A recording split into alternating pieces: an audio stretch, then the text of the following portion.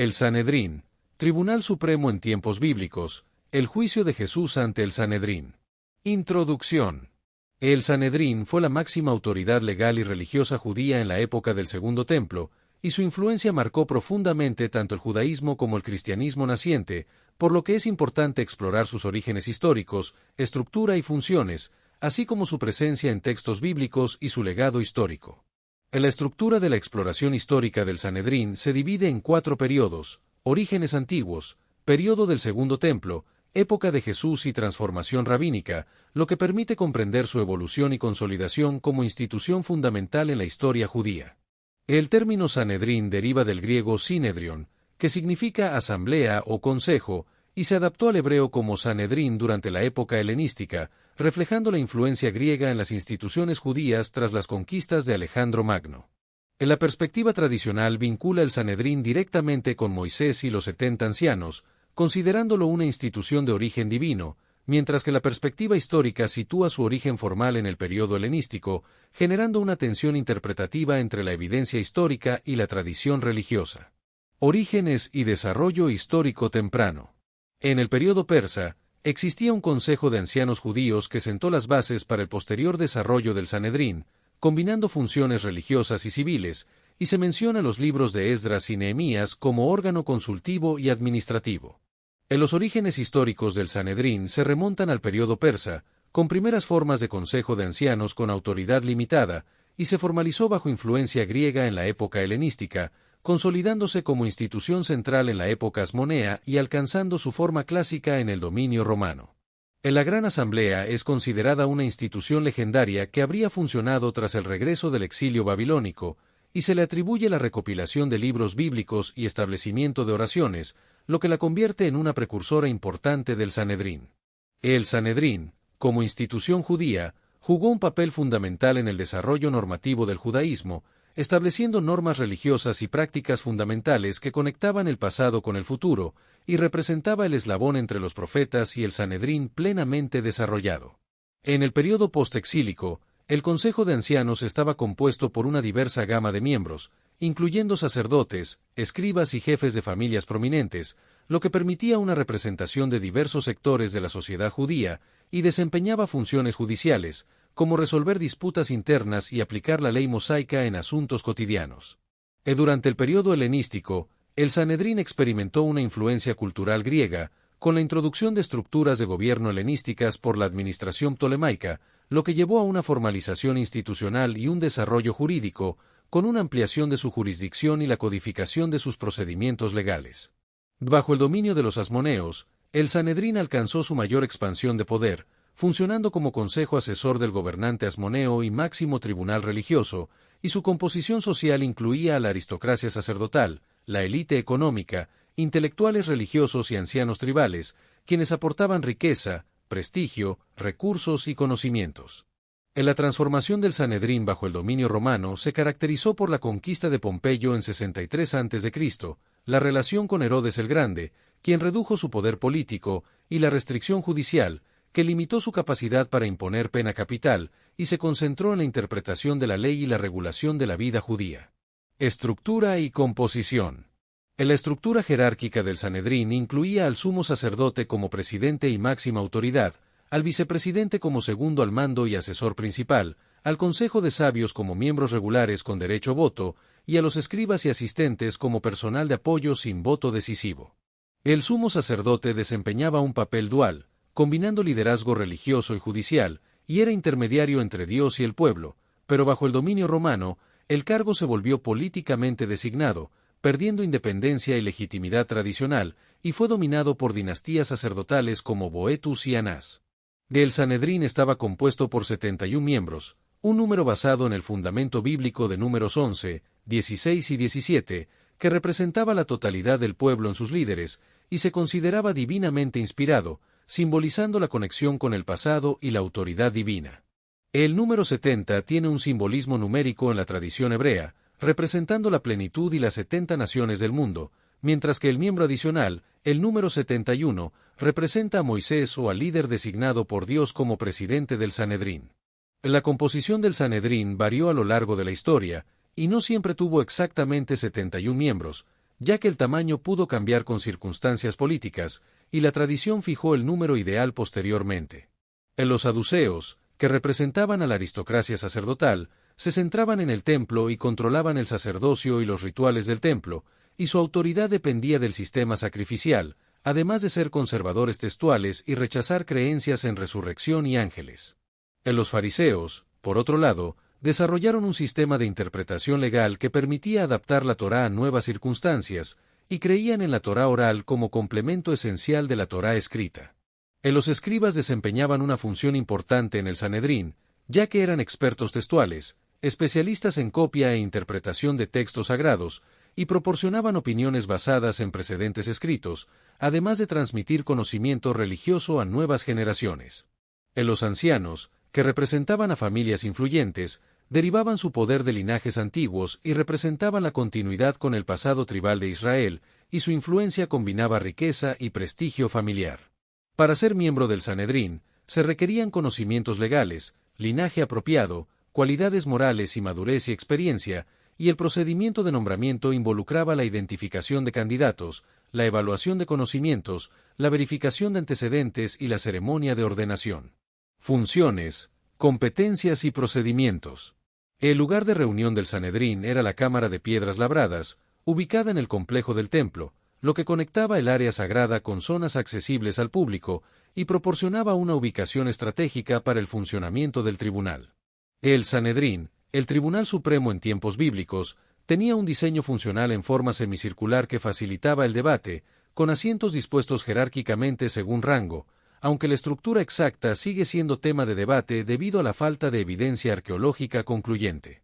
En cuanto a sus competencias judiciales, el Sanedrín juzgaba delitos punibles con muerte según la ley de Moisés, resolvía conflictos de límites entre tribus y ciudades, evaluaba reclamos proféticos y castigaba falsas profecías, y actuaba como Tribunal Supremo para casos no resueltos en tribunales menores. El Sanedrín también tenía competencias religiosas y jurisdiccionales, como determinar fechas de festividades religiosas, declarar años bisiestos y nuevas lunas, establecer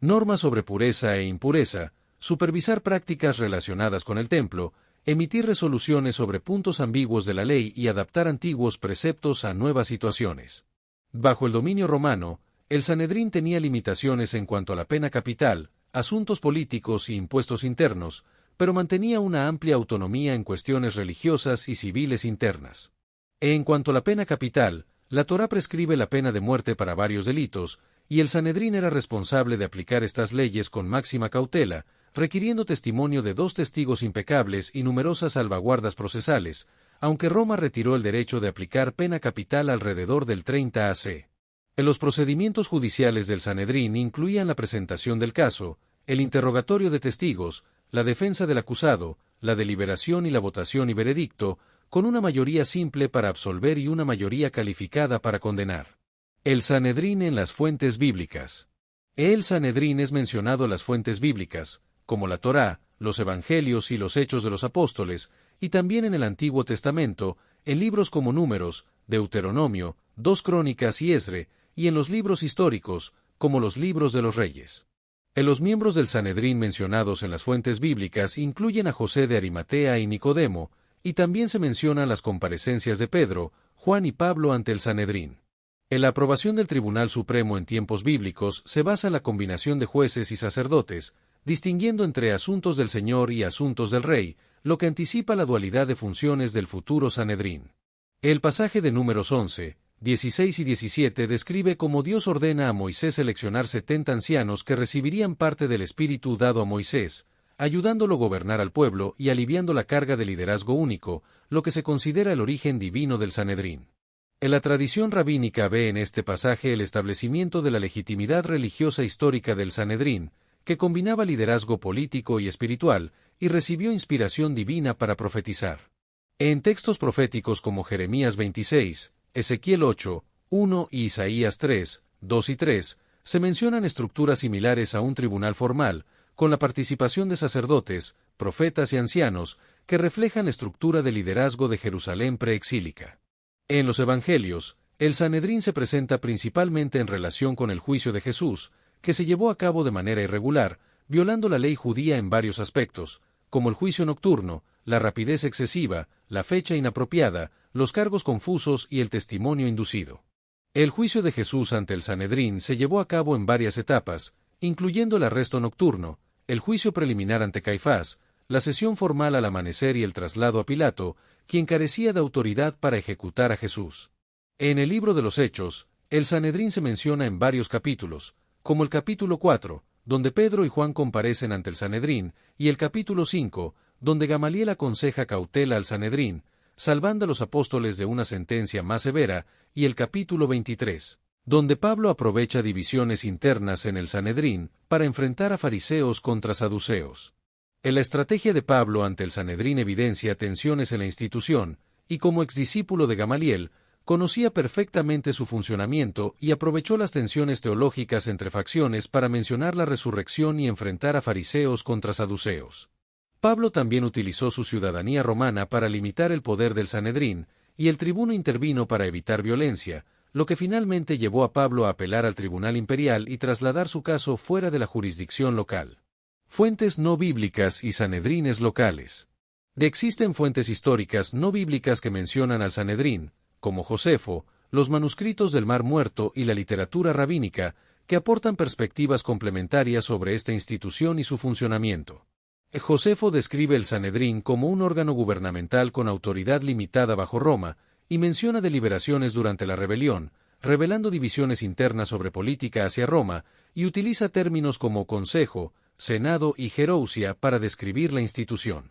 En la literatura rabínica, específicamente el Tratado Sanedrín, detalla procedimientos y normativas del Sanedrín, y presenta un Sanedrín perfecto que enfatiza justicia, sabiduría y rigurosidad procedimentales, y conserva dichos y decisiones de miembros famosos. En las ciudades y pueblos, existían Sanedrines menores con 23 jueces, que formaban la base del sistema judicial judío y resolvían la mayoría de disputas cotidianas, y solo remitían al Gran Sanedrín los casos más complejos o graves. Transformación post-destrucción y periodo rabínico. Tras la destrucción del templo en 70 después de Cristo, el Sanedrín sufrió cambios, como la reconstrucción en Yabne en 80 después de Cristo, el traslado a Galilea en 135 después de Cristo y la compilación de la Misná en 220 después de Cristo, que marcaron un enfoque en la preservación de tradiciones y el estudio académico religioso. El Sanedrín de Yamnia, fundado por Rabí Yohanan ben Zakkai, transformó la institución de tribunal político-religioso a academia rabínica,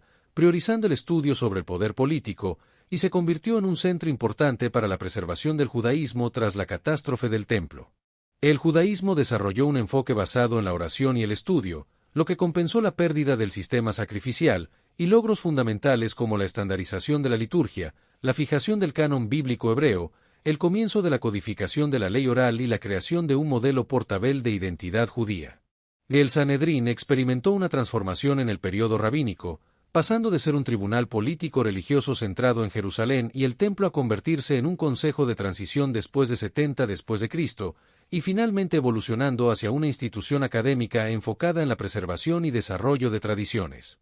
El Sanedrín jugó un papel crucial en la creación de la Misná, que representa la culminación del trabajo jurídico del Sanedrín y codifica debates y decisiones de generaciones de sabios, preservando la Torá oral que complementa los textos escritos. En la antigüedad tardía, el Sanedrín migró a diversas localidades de Galilea, incluyendo Usa, Sefaram, Bet-Searim y Séforis, y estuvo liderado por el Nasí, cuyo título se volvió hereditario, y envió emisarios a comunidades judías distantes para establecer el calendario y normativas comunes. El Sanedrín del Antiguo Testamento se caracterizó por estructuras más fluidas e informales, con una función consultiva para reyes, mientras que el Sanedrín del Nuevo Testamento tenía una organización formal y nombre específico, con sede fija y procedimientos establecidos, y funcionaba bajo supervisión romana con poderes limitados. Legado, interpretaciones y relevancia contemporánea.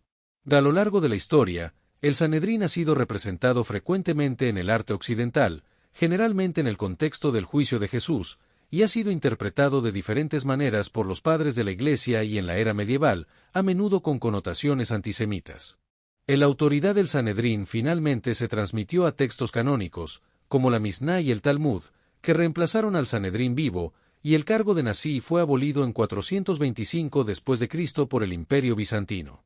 El Sanedrín sentó las bases del judaísmo rabínico que sobrevivió sin templo ni nación, y creó un modelo portabel de identidad judía que permitió a los judíos mantener su fe y tradiciones en diferentes contextos.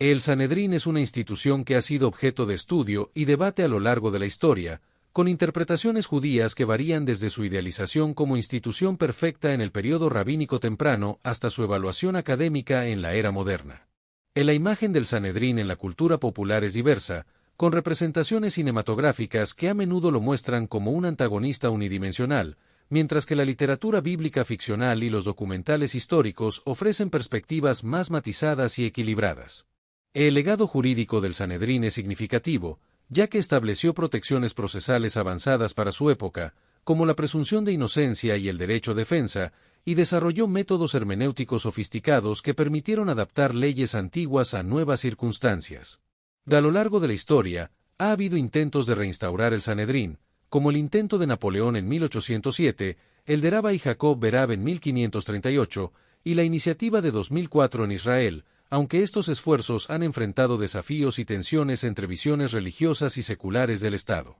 El Sanedrín puede ser visto como un modelo de gobierno religioso-civil, ya que combinaba autoridad religiosa y civil, y su estructura y funcionamiento pueden ofrecer lecciones para la integración de esferas y la representación comunitaria en la actualidad.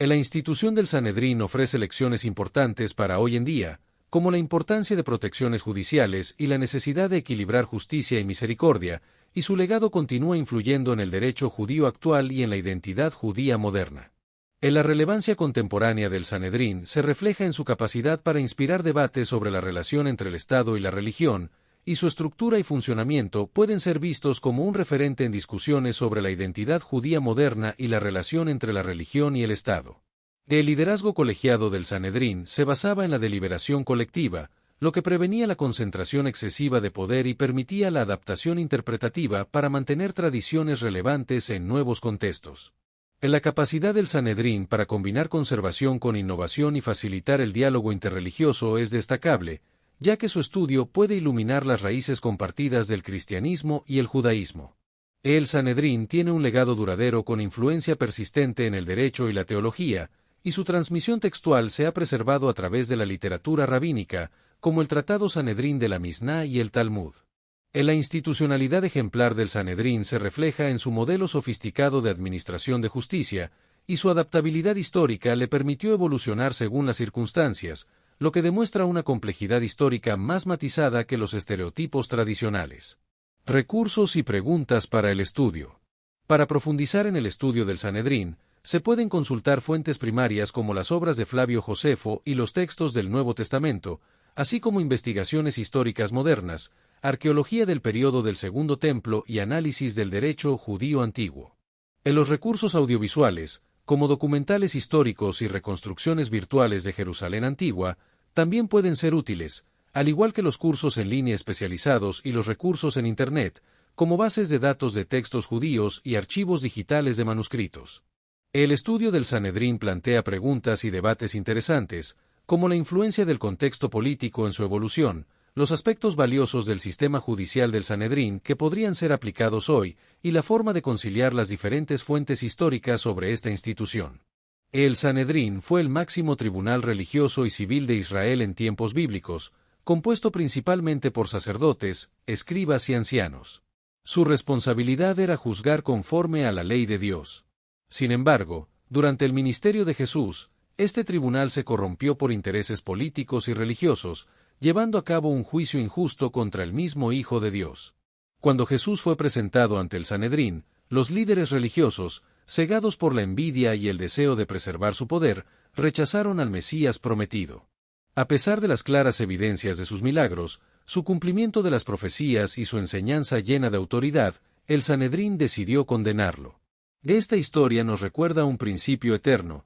nunca debemos apartar nuestra mirada de Jesús, el verdadero Mesías. Las instituciones humanas pueden fallar, los líderes pueden equivocarse, pero Cristo permanece fiel. Él es la fuente de la vida eterna, la luz verdadera que vino al mundo. Juan 1, 9.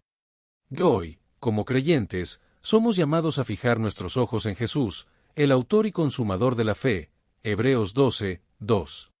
Debemos aprender del error del Sanedrín y no permitir que la tradición, el miedo o las presiones humanas nos desvíen de la verdad, que en Jesús encontramos toda nuestra esperanza, salvación y propósito. Destellos, disfruta la vida, mantente bella por dentro y por fuera y nutre una mente sana. Corazón brillante. Y si te gustó este video, suscríbete para recibir más contenido como este, o no olvides suscribirte para no perderte ningún video. Salud y vida @lavida2025